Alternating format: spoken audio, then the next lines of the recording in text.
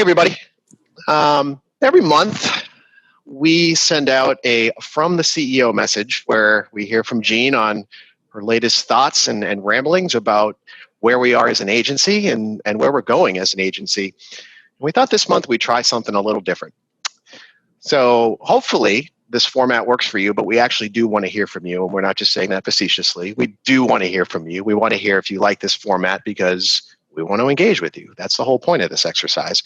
So I thought, rather than Jean writing something up, why not do a quick little Q&A with the CEO and send this out as a video?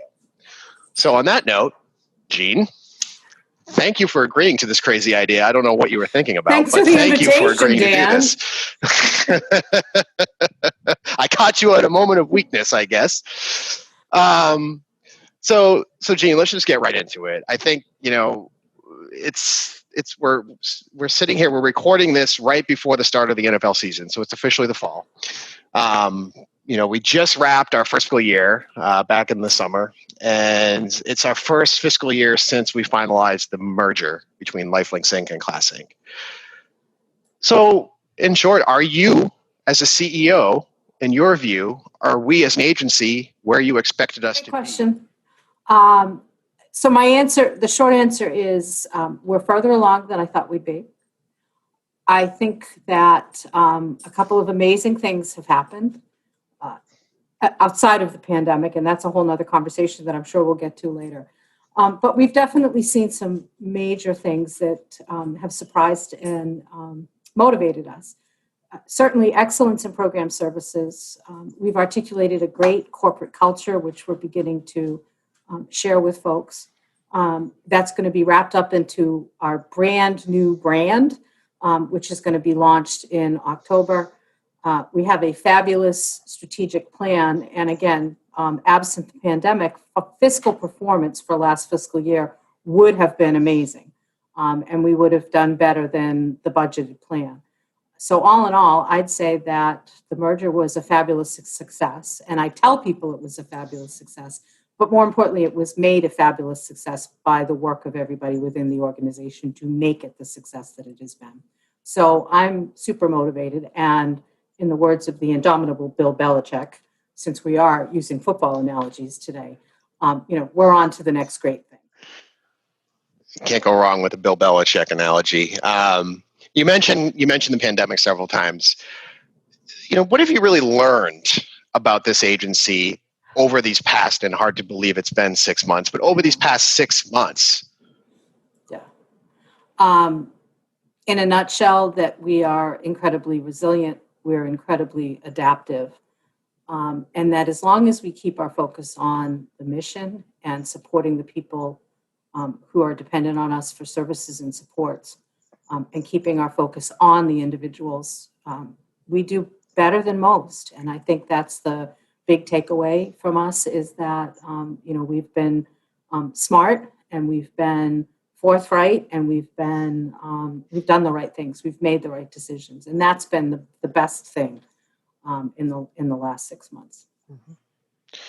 Now, are there anything, like some specific stories, anecdotes over these past 6 months that really stand out to you?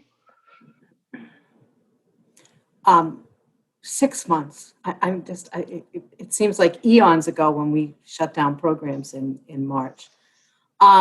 So some of the things I think that that were just amazing and continue to be amazing was the pivot to being able to function as a remote organization in just about 48 hours. We moved everybody out of the buildings and into working from home, and kept the organization viable and stable during that transition.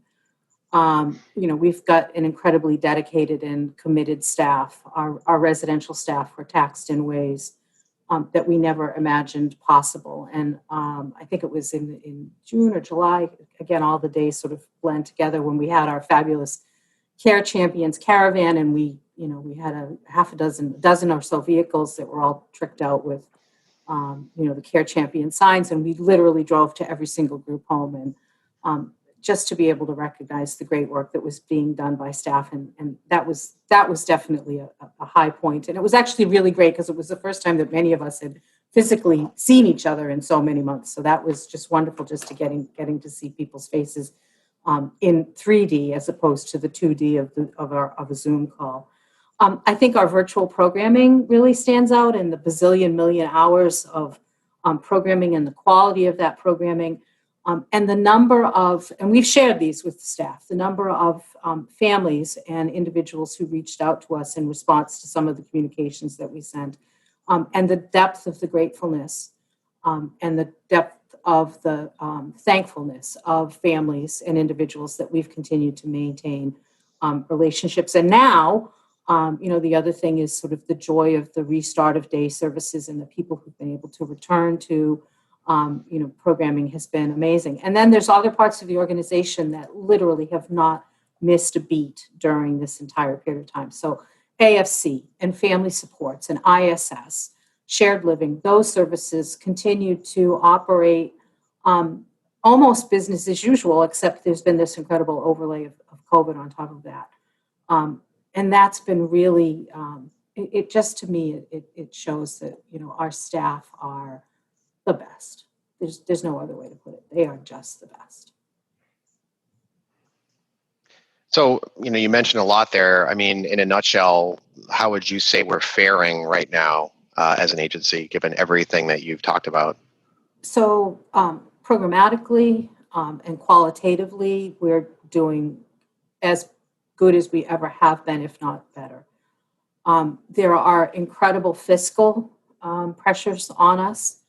We saw some of that at the beginning of the summer with the layoffs of a lot of really good and valued and dedicated staff because of the drop in the revenue associated with day services. That has not come back.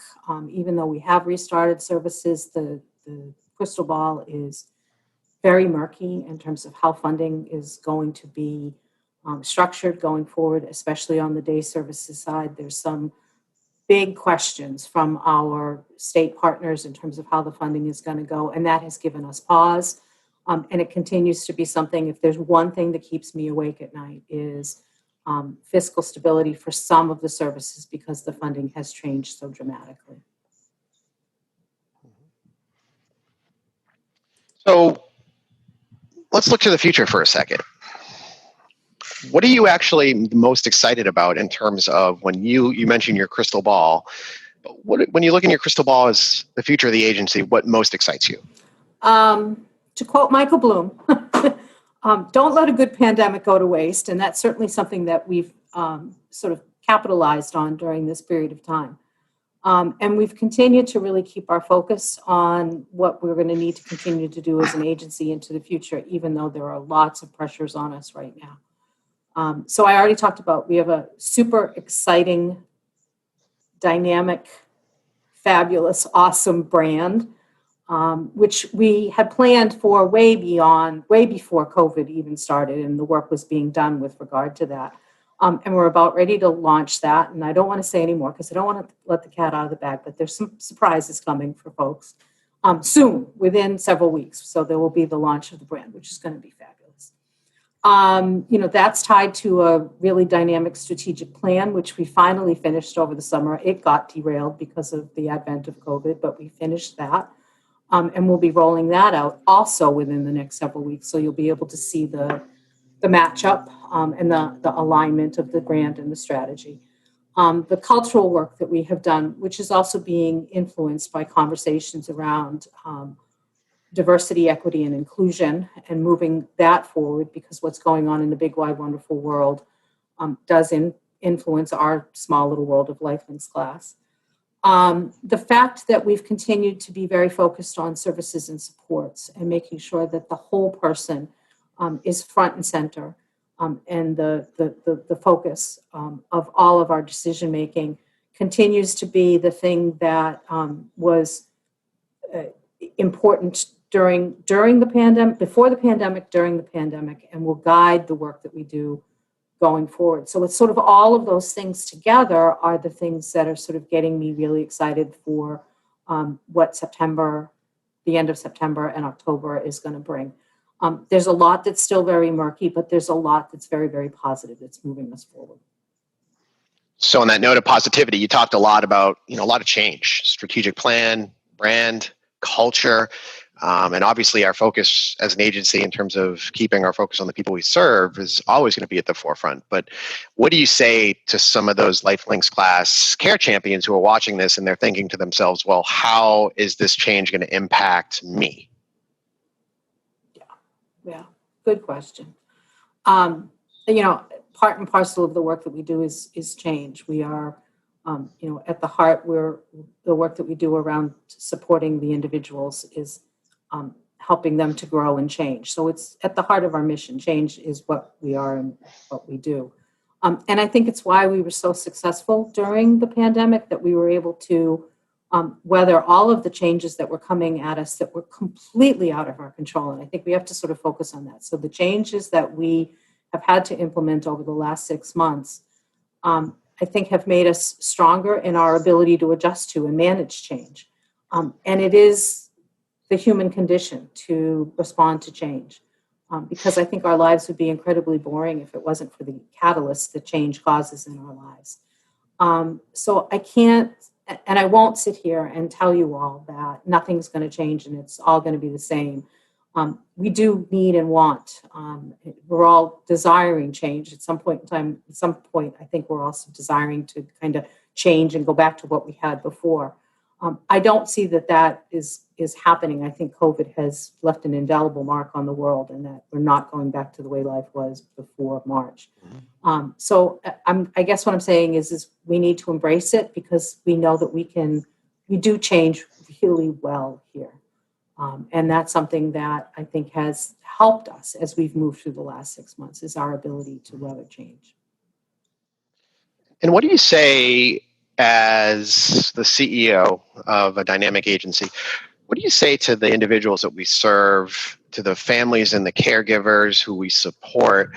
What do you say to them about the best way to, get engaged, remain engaged, deepen your engagement in this sort of new reality that we're in right now, where virtual programs are the norm? We have reduced capacity in our day programs. What do you say to families, caregivers, and individuals in terms of adapting to this period? Breathe. And know that, so that, we are here. Our reason for being is to support you on your journey and to support you through the change, and that we can do this together. That's endemic and emblematic of this culture of care champions that we articulated early in the summer. It's integrally tied with the new brand. And it's about the fact that we have the depth and breadth of skills to support people when they're at their most vulnerable, and also to celebrate people when they're achieving their greatest successes. And that's our mission. And we're going to continue that mission no matter what. And we've kept that at the forefront of everything that we have done. So I think that all you have to do is reach out. All you have to do is say, I need, I want, I'm looking for, and we'll be there. And that's, again, I think that's part of, what I was sort of referring to in terms of, our ability to change, but yet continue to provide all of those things that people really, really need in their lives. Now, one of the things I think that's incredible, and I can, speak from experience, I've, been a member of the team here for the past year, is the commitment that the care champions here have to the mission, to the work that we do, to the impact that we have, to the people we serve and support. And that's really powerful. And it starts really at the front end of what I kind of call the journey, right? So, when you first start here as a care champion, you go through a new employee orientation, and I know they hear from you. What do you tell a new staff member, a new care champion? What do you tell that person on their first day on the job? What's your message to them? There's a lot that happens in that first 20 minutes or so when I meet staff who first come to the agency. And part of that message is there's a 60-year plus history within this organization of supporting individuals to have rich and full lives. And that history was rooted in families wanting to be there for families, and that we still carry that banner forward. And that's part of being a care champion, right? Champions carry standards, and the standards for Lifelinks class is that, we're going to support that individual for their entire life, for their full life.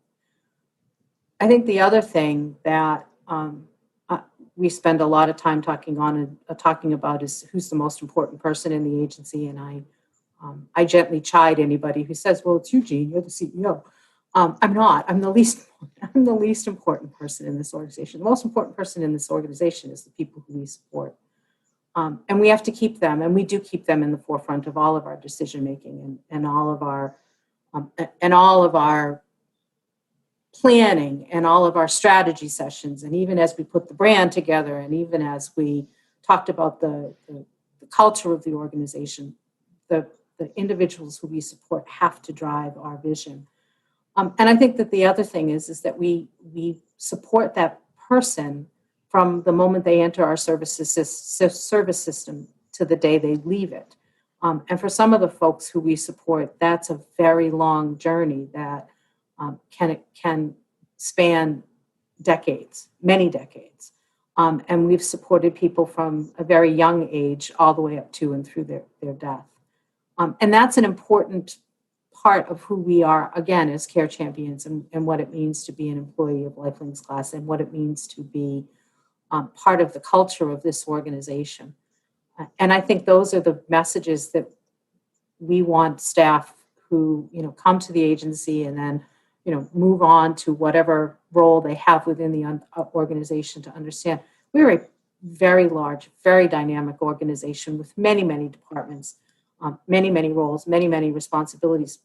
But at heart, we are one big family trying to support the rest of our family members.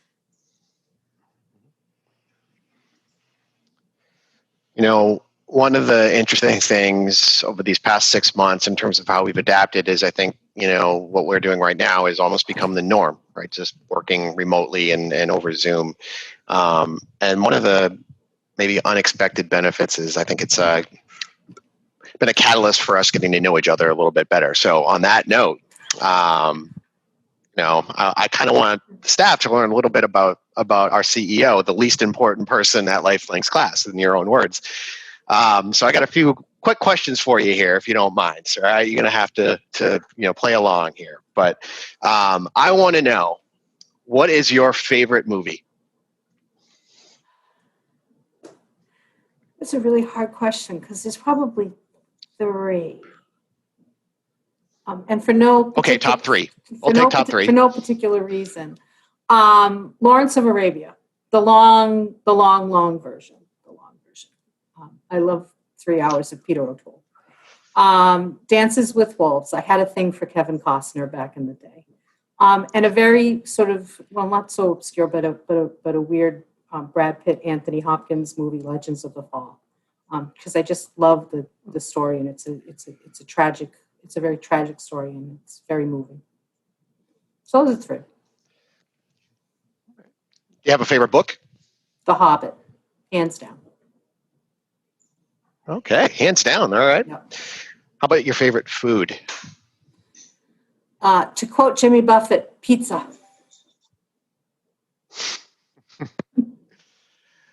All right. Well, this is a good one for people in terms of looking for something to stream, right? So we got pizza. What is the TV show that you're watching right now? From PBS Mysteries, Endeavour. I love me a good British procedural crime mystery. Love those. So this all right. Last month or so, we've been watching Endeavour. So pizza and Endeavour night in the Phelps household. Yeah. Friday night. Is a recurring thing almost invariable. Yep. I know this about you, but tell us, do you have pets? I know you have pets. Oh, God. Because they make cameos in your Zoom meetings. Yes. I'm surprised there isn't 1 or 2 of them here now.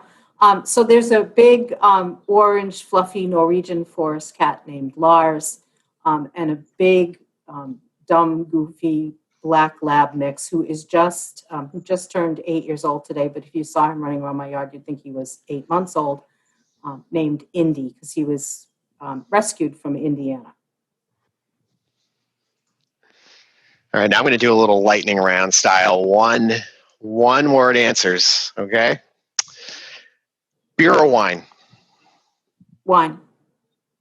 Ocean or lake? Was that too quick? Ocean. Brady or Belichick? Brady. iPhone or Android? iPhone. Coffee or tea? Tea. Chrome or Firefox? Chrome. All right, there you have it, ladies and gentlemen. The inner workings of our CEO right there. Gene, honestly, I appreciate you taking the time. I appreciate you playing along, most importantly. So, and I reserve the right to do this a little bit more regularly going forward. And again, feedback from all of you would be very much appreciated because this is an initiative I think that, in terms of, like you said, Gene, transparency, we want to make sure that we keep everyone in the agency, not just our care champions, but the people that we support engaged. So I want to give you the last word, Gene. So I'm going to hand it over to you here. Well, thanks, Dan. Again, I also want to sort of reiterate, I will take lightning round questions from anybody. Just send them to Dan and he'll get them into the next one of these. I appreciate this format. It's actually easier for me to answer questions sometimes than it is for me to just tell you what's on my mind. So thank you for this opportunity. And again, I want to reiterate what Dan said, that we want to be a responsive and interactive organization for you. And it's made so much harder because that we're physically distant. So this is a great way for me to be able to be available to you. So let's keep this going and figure out ways that we can continue to do this, maybe with me, but maybe also with some other members of the team as well. I think that might be kind of interesting. So thank you all for putting up with me and listening, and we'll be doing this again soon. Thanks, everybody.